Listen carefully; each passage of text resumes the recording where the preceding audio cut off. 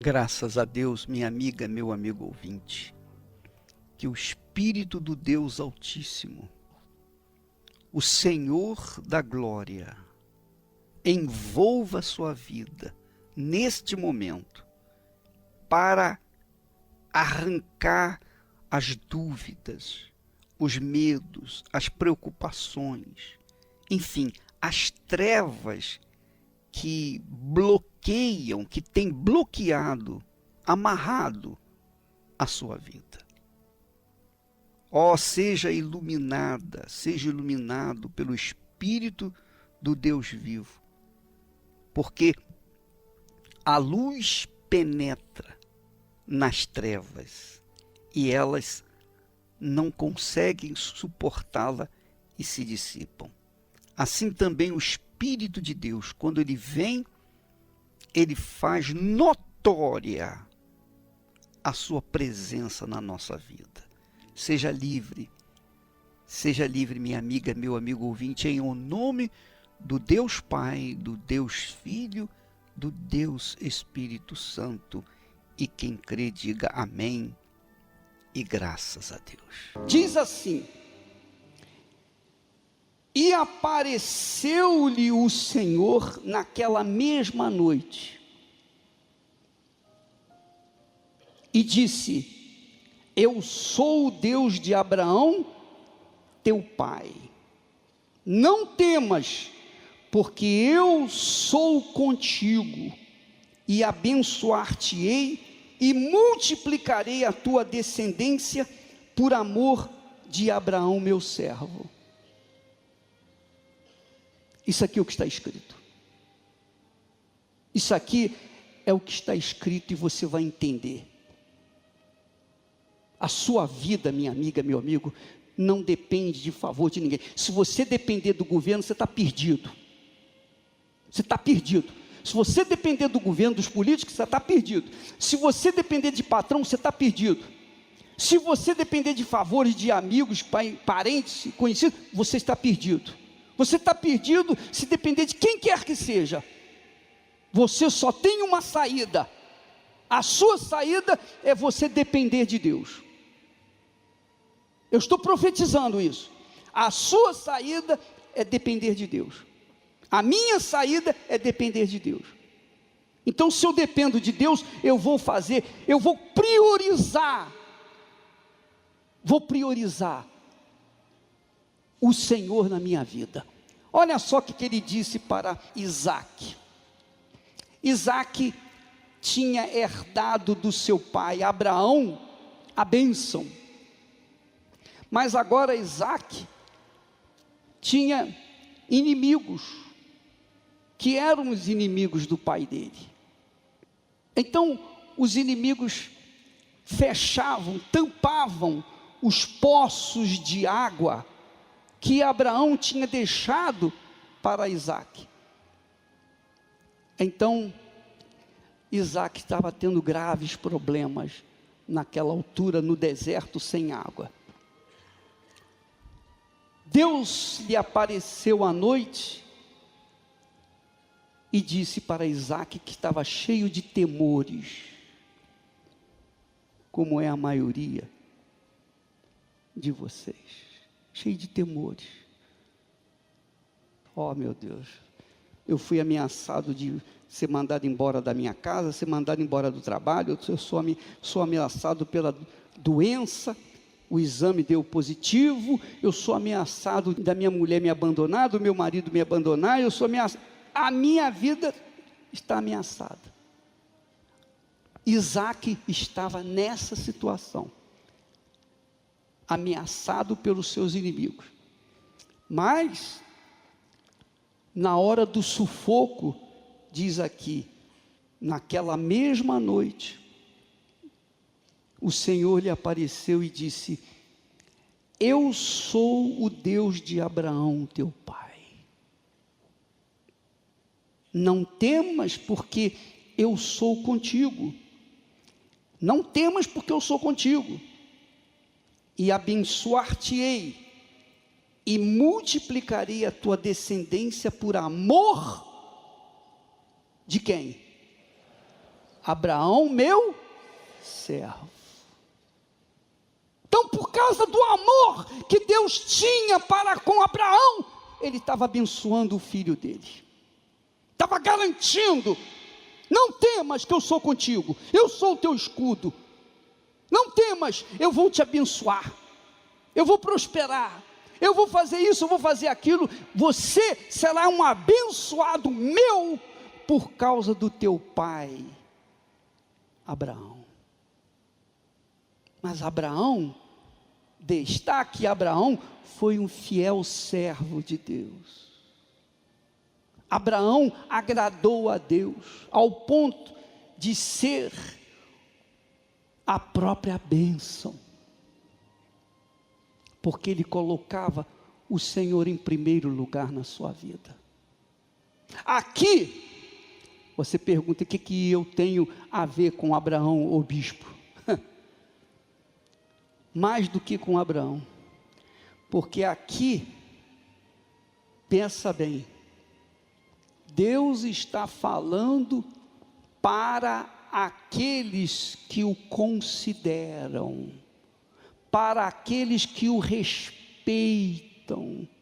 para aqueles que o temem, para aqueles que são dele. Ele está dizendo: olha, por causa do meu filho Jesus, não meu servo Abraão, mas o meu filho Jesus, eu te abençoarei, te engrandecerei, te prosperarei, te curarei. Não temas seus inimigos, porque eu sou contigo, por causa do meu filho Jesus, que deu a vida por você, e você deu a vida por ele. Você tem dado a sua vida por ele, ele deu a vida por você, você deu a vida para ele. Então você tem a minha garantia da minha proteção. Essa é a promessa de Deus. Essa é a promessa de Deus. Mas a pergunta é: ô bispo, eu entreguei minha vida para Jesus, eu sou dizimista, eu sou ofertante, eu já me batizei nas águas, mas a minha vida profissional, familiar, a minha vida é um desastre. É um desastre. Eu sou um fracassado. Você é um fracassado porque você fez isso, você faz isso, você dá a oferta, você dá o dízimo, você foi batizado nas águas, mas você não tem nada de Jesus. Você não tem nada com ele. Você tem com ele quando você está na igreja, quando está no templo. Mas quando você sai lá fora, você simplesmente ignora o seu relacionamento com ele, a sua aliança com ele. Então, minha amiga, meu amigo, como é que você quer ser protegido, abençoado, você quer ser a própria bênção, se você não dá a mínima àquele que você diz que crê, que você diz que entregou a sua vida? Como? Aí que entra o elemento chamado oferta. Quando você, que é ingrato, que é irreverente, que não respeita a Deus, que não teme a Deus, quando você traz a sua oferta no altar, ela não presta. Ela não presta. Ela fala por você, porque a oferta que nós colocamos no altar diz respeito à sinceridade ou à hipocrisia. Deus não precisa de oferta, Deus não precisa de dinheiro. Deus é espírito, o que ele vai fazer com dinheiro? Deus é espírito, o que ele vai fazer com ouro? Ele não vai fazer nada, ele não precisa de nada disso, ele é dono de tudo, ele é espírito, o que ele vai fazer com ouro? Não vai fazer nada, ou vai usar. Mas aquela oferta que foi colocada, depositada no altar, ela está falando do ofertante, se o ofertante era sincero ou se era fingido. E eu tenho certeza que essas pessoas que costumam ser retardatárias, essas pessoas que não têm consideração com a casa de, não com Deus, a casa de Deus, não é o templo não, mas com o próprio Deus, se não tem respeito para com as coisas de Deus, com Deus, como que essas pessoas devem dar as suas ofertas? Como é a oferta delas? São recusáveis, rejeitadas, são ofertas inválidas, essa é a palavra. Não dê oferta não, não dê não, não dê. Se você trouxer a sua oferta no altar, com esse espírito, melhor não dar nada para Deus, porque a sua oferta tem alma, ela fala, ela condena você ou ela absolve você. A sua oferta representa, tipifica o próprio Senhor Jesus. Diz o texto sagrado, você pode ler isso lá em Apocalipse, capítulo 3 e versículo 5, ele diz assim, olha o que Jesus fala assim, o vencedor será assim vestido de vestiduras brancas, e de nenhum modo apagarei o seu nome do livro da vida, pelo contrário, confessarei o seu nome diante de meu Pai e diante dos seus anjos. Que Jesus foi a oferta que Deus deu para nós, para nos salvar. E qual é a oferta que Deus quer que nós demos para Ele? No mínimo, no mesmo tipo, no mesmo grau. Ele deu o Filho dele, e essa oferta que Ele deu, clama, confessa ou nega diante de Deus Pai e diante dos anjos, pelos que dizem se entregarem, terem se entregado para Ele.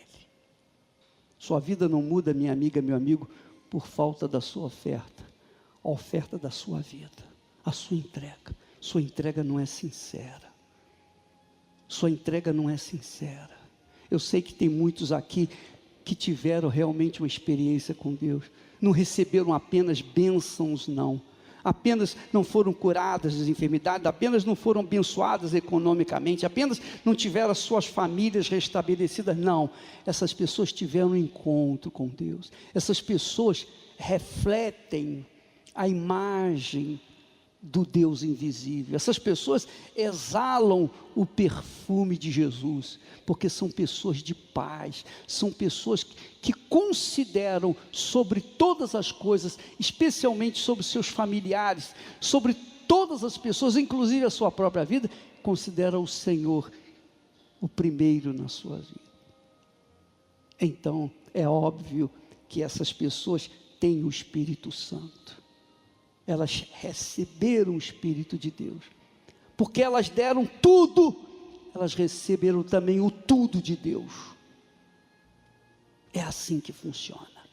Deus está te dando oportunidade, Deus está dando oportunidade para você mudar essa situação, porque Ele tem visto você considerando como qualquer coisa.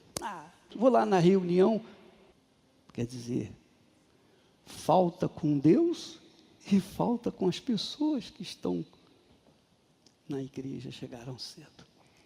Deus trabalha com a palavra, Deus trabalha com a palavra, que quer dizer o seguinte: faça isso e eu te abençoarei, obedeça a minha palavra, mas Ele também requer que nós tenhamos palavra, que nós sejamos de palavra, que nós tenhamos hombridade, caráter, que mantenhamos a nossa palavra, sim, sim, não, não, porque o que passar disso vem do diabo, disse Jesus. Então, se Deus abençoou, garantiu a bênção de Isaac, por causa do pai dele, servo de Deus, imagine com respeito àqueles que entregaram suas vidas ao Senhor Jesus, se agarraram a Ele, se agarram a Ele de todo o coração, com todas as suas forças, de toda a sua alma. Então estes têm a garantia de Deus. Da mesma forma, quando Deus fala para estes: olha, abençoarei a você, serei contigo, não temos seus inimigos, não temas nada, porque eu sou contigo, porque assim como você ama meu filho Jesus, por causa do meu filho Jesus, então você tem a minha garantia. A fé e a inteligência trabalham juntas. Embora a fé seja encarada como loucura para esse mundo, ela é inteligente porque nos faz saber que temos direito à felicidade. A fé faz com que recusemos uma vida de derrotas e conquistemos uma vida de vitórias. Se tudo não está de acordo com os seus ideais, está na hora de você refletir com a sua inteligência e usar a sua fé para trazer à existência os desejos de seu coração. Igreja Universal do Reino de Deus. Um lugar de fé para a sua vida. Graças a Deus. Minha amiga, meu amigo ouvinte, nós vamos agora ouvir testemunhos de pessoas que fizeram o jejum de Daniel e foram contempladas, receberam, plantaram. Elas colocaram tudo no altar. Elas venderam tudo quanto tinha e colocaram no altar, que é a vida delas. E olha o que aconteceu. Meu nome é Aloísio Pinheiro, tenho 34 anos e minha vida não tinha sentido, porque eu tinha muitos traumas do passado.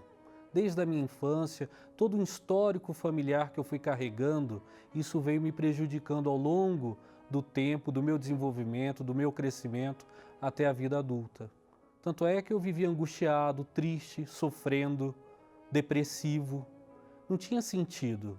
Nada me preenchia, nada me trazia ânimo, satisfação. Vivia com medo de tudo. E isso me trouxe muitos prejuízos, principalmente no relacionamento com as pessoas. Relacionamento com família, com amigos, no trabalho, em casa, na escola. Em todo lugar que eu ia, tinha um problema de relacionamento. Era uma pessoa ciumenta, uma pessoa depressiva, orgulhosa acima de tudo. Não enxergava o lado do meu semelhante, só enxergava o meu lado, aquilo que me satisfazia primeiro, não observava o outro, as necessidades do outro. Eu já frequentava a igreja com a minha família. Eu já vinha desde novo, desde criança. Porém, eu via neles uma transformação, mas em mim não tinha. Até que chegou um momento que eu não aguentava mais aquilo. De viver uma aparência, de estando na igreja, mas não tendo um alimento, um encontro com Deus, uma paz interior. Eu precisava disso e foi aí, no despertar de uma consciência, no despertar dessa fé, que eu tive um encontro com Deus, que eu vi que era necessário ter o Espírito Santo em minha vida para que essa deficiência, essa carência fosse transformada, fosse preenchida dentro de mim. Até que chegou o jejum de Daniel, essa oportunidade que eu teria para ter esse encontro, para descobrir esse relacionamento com Deus, que era isso que estava faltando para mim, um relacionamento vivo com Deus, sacrificando meus dias, meus horários para ler mais a Bíblia, para orar, para jejuar, para me abdicar das coisas do mundo, da minha rotina. O que eu fiz? Renunciei o meu eu, renunciei às minhas vontades, a vontade de dormir mais, de descansar na frente de uma televisão ou de navegar pelas redes sociais. Eu renunciei tudo isso. sacrifiquei aquele ego para fazer a vontade de Deus. Até que um dia, durante o jejum, durante essa fase de detox da alma, eu estava numa quarta-feira na igreja buscando e veio para mim, dentro da minha consciência, uma voz que dizia, olha, eu me senti o mais pecador dos homens, o mais necessitado de Deus. E ali eu vi que Deus estava ali à minha frente, me dando uma oportunidade. O meu ser se transbordou de alegria, mas não aquela alegria do entretenimento, não, uma alegria verdadeira, uma paz, a certeza da minha salvação, da redenção da minha alma e do perdão dos meus pecados. E essa transformação se refletiu na minha vida. Comecei a observar essa transformação. Meus relacionamentos com os amigos, com os colegas de trabalho, principalmente com os meus familiares, mudou. Hoje eu vejo o sucesso na minha vida, bem-sucedido nos meus relacionamentos, principalmente no meu casamento, com harmonia, com tolerância, com companheirismo, com afeto. E o bem mais valioso que eu tenho, minha maior riqueza, é o Espírito Santo na minha vida. Isso eu não troco por nada, porque eu não tinha isso, eu não tinha essa paz. O jejum de Daniel foi importante para mim para eu chegar nessa consciência, para eu refletir sobre tudo isso, refletir sobre a minha vida e a minha necessidade de Deus. E para eu ter Deus, para eu ter essa comunhão com Deus, só tem um caminho, me desligando do mundo e me conectando com Deus. Você quer o Espírito Santo? Então você tem que estar disposta a isso. Por isso, nós estamos programando um jejum de 21 dias para as pessoas interessadas, para as pessoas sedentas, para as pessoas que querem receber o Espírito Santo. Elas vão ficar do dia 9 de fevereiro até o dia 1º de março, quando é a quarta-feira de cinzas. Ela vai ficar esses 21 dias isolada das informações seculares. Ela não vai se envolver com futebol, com esporte, com música. Ela não vai se envolver com teatro, novela, nada disso. Ela só vai se envolver com as coisas espirituais que dizem respeito à fé.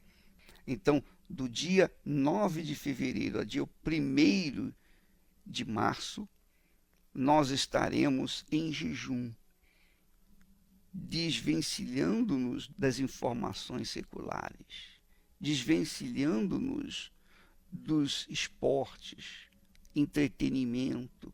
Nós vamos focar a nossa vida, mergulhar a nossa vida no oceano do Espírito Santo. Pensar como Deus pensava, agir como Deus agia. Nós vamos fazer o que Jesus fazia. Nós vamos obedecer a sua palavra, pensar apenas nas coisas lá do alto, durante 21 dias. Quando você fizer isso, você pode ter certeza que dentre esses 21 dias, o Espírito Santo vai descer sobre você. Aliás, quando você começar o jejum de Daniel, no dia 9, semana que vem, você já vai sentir a diferença. Você vai sentir na carne, por um lado, o desejo de informações. Só que você vai renunciar o mundo secular, você vai renunciar a tudo que diz respeito a este mundo. Você só vai se envolver com os pensamentos bíblicos, com as músicas bíblicas, com os pensamentos que dizem respeito às coisas de Deus, que remetem para a fé. Então você vai vir na igreja mais vezes, você vai ouvir a Rede Aleluia, tem lá uma programação toda especial para as pessoas que querem só pensar nas coisas de Deus. Se quiser, você pode entrar no Univer para crer, você pode assistir filmes, os filmes são bíblicos, porque são coisas que remetem para a fé, são informações que remetem para a fé. Então, nisso você pode mergulhar com todas as suas forças, porque você estará, obviamente, cultivando, curtindo o mundo espiritual, o mundo de Deus. Então, do dia 9 até o dia 1º, 9 de fevereiro até o dia 1º de março, nós estaremos nesse espírito do jejum. Agora, no dia 1º, na quarta-feira de cinzas, então nós vamos ter uma grande surpresa. Nesse grande dia, nós vamos ter uma grande surpresa. Nós vamos falar mais a respeito nos próximos programas. Nós vamos ficando por aqui. Amanhã estaremos de volta neste horário e nesta emissora. Deus abençoe a todos em nome do Senhor Jesus.